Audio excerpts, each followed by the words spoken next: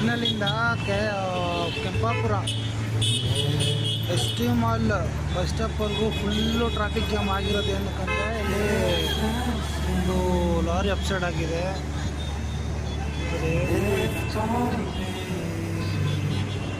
ಒಂದು 2 hours full traffic jam. ನೋಡಿ ಇಲ್ಲೆಲ್ಲ ಎಲ್ಲ ವೇಟಿಂಗಲ್ಲಿ ಹಂಗೆ ಇದ್ದಾರೆ ನೋಡಿ. ಅದಕ್ಕೋಸ್ಕರ ಇವತ್ತು ಫುಲ್ ಟ್ರಾಫಿಕ್ ಜಾಮ್ ಆಗಿದೆ ಇಲ್ಲಿ. ಈಗ ಇನ್ನೊಂದು ಅರ್ಧ ಗಂಟೆದಲ್ಲಿ ಕ್ಲಿಯರ್ ಆಗುತ್ತೆ ರೋಡು. ಆಮೇಲೆ ಕರೆಕ್ಟಾಗಿ ಆರಾಮಾಗಿ ಹೋಗ್ಬೋದು.